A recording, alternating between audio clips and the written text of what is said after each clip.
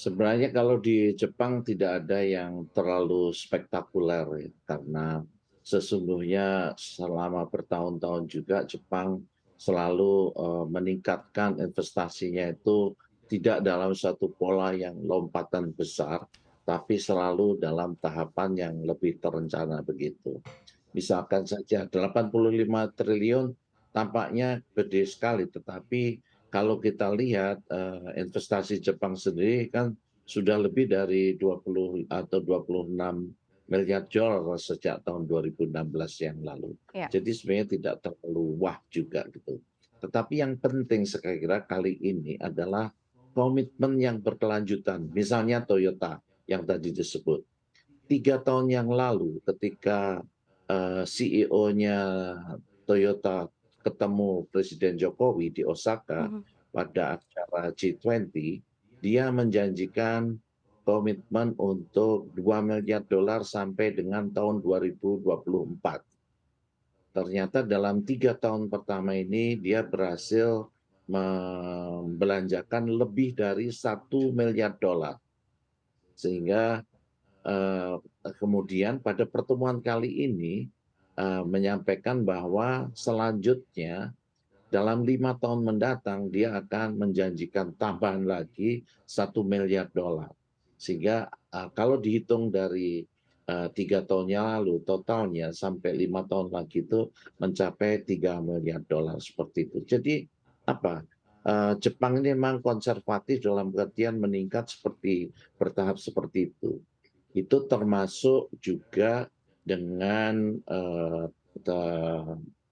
Mitsubishi Motor. Hari yang sama dia lakukan, dia menjanji sudah mulai berjalan komitmennya untuk membelanjakan 1 miliar dolar dan tahun depan Mitsubishi akan mulai memproduksi produk baru di Indonesia yang hanya diproduksi di Indonesia tetapi akan dipasarkan di berbagai wilayah. Yang kita underline pada pertemuan kali ini dalam bidang otomotif adalah baik Toyota Mhm. maupun Mitsubishi telah berkomitmen dan sudah mulai mengekspor mobilnya di negara maju atau negara berkembang, yaitu ke Australia. Ya. Rencananya Toyota sekarang ini sudah mengekspor ke 80 negara. Tahun 2024 nanti dia akan menjadi 100 negara dan Mitsubishi sekarang sudah 37 negara, diharapkan nanti akan menjadi 40 negara. Saya kira demikian cara pengusaha Jepang lebih bertahap seperti itu. Baik, Pak Heri, ini seperti yang Anda katakan begitu ya, Jepang sangat konservatif sekali untuk urusan investasi. Ini sepertinya, menurut Anda bagaimana sih Jepang menilai iklim investasi dan ekonomi di Indonesia sehingga menaruh investasinya di Indonesia? Kita ketahui bahwa terutama untuk industri otomotif, COVID ini merupakan ada gangguan yang sangat besar dalam supply chains-nya, terutama faktor microchip atau yang produksinya tersendat di Cina, tapi kemudian juga pasarnya juga berkurang. Indonesia tetap sangat prospektif karena pasar Indonesia itu sesungguhnya masih sangat besar, yaitu sekarang ini hanya baru sekitar 16 keluarga dari 100 keluarga yang memiliki 16 dari 100 keluarga yang memiliki mobil. Sehingga jaraknya itu masih sangat besar sehingga saya yakin industri Jepang, mobil di Jepang ini masih terus Mhm. akan meningkat dengan cara tadi. Tidak drastis tapi terus meningkat. Dan Jepang kita mengetahui menguasai 96% atau mobil merek Jepang, otomotif merek Jepang menguasai 96% dari pangsa pasar mobil di Indonesia.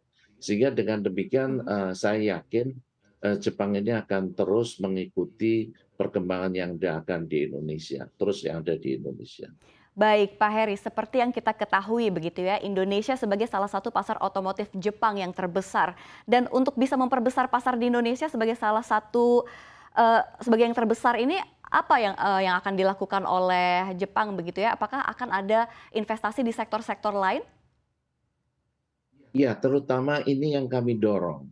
Karena sekalipun Jepang ini juga ekspor mobil dari Indonesia yang nilainya dalam 1 tahun merek-merek mobil Jepang ini dari Indonesia mencapai lebih dari 7 miliar dolar.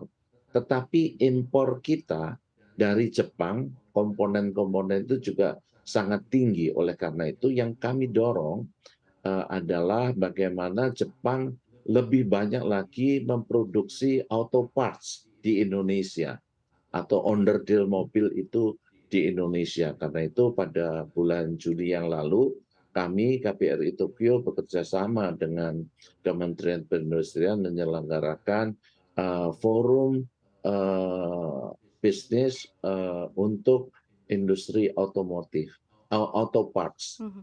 yang kita adakan di Nagoya. Pesertanya cukup banyak, kegiatan yang didukung juga oleh Bank MUFG yang mempunyai banyak nasabah dalam bidang otomotif dan juga hadir lebih dari 20 pengusaha Indonesia yang tergabung di dalam PIKO dan juga APindo itu melakukan berbagai rencana kerjasama investasi di dalam bidang auto parts ini. Jadi tadi kita ekspor kita otomotif dari Indonesia itu sudah sangat berkembang, terutama dengan adanya pelabuhan Patimban juga. Namun demikian impor kita dari sisi bahan atau peralatan atau onderdilnya atau auto parts-nya dari luar negeri juga masih sangat besar sehingga kita keinginannya adalah meningkatkan lokal konten dari industri mobil itu sendiri. Nah, salah satu kajian yang dilakukan oleh KBRI Tokyo Mhm. bersama dengan Bank atau Mitsu Institute di Tokyo adalah ke depan Indonesia juga harus semakin eh, mendorong berkembangnya auto parts industri, industri onderdil mobil untuk next generation. Jadi untuk yang digunakan untuk mobil listrik dan lain-lain sebagainya itu atau termasuk bagian yang terkait dengan microchip-nya itu kalau kita tidak mengarah ke sana ke depan Indonesia bisa ketinggalan di dalam pengembangan industri mobilnya. Karena itu salah satu yang bertemu dengan CEO, Mhm. yang bertemu dengan Bapak Presiden dari 10 CEO itu antara lain adalah Denso. Denso adalah perusahaan pembuat onderdil yang terbesar di Jepang dan yang sudah bekerja sama dengan kita juga di Indonesia dan kedepannya kita harapkan dia akan lebih banyak lagi berinvestasi dalam bidang auto parts tersebut.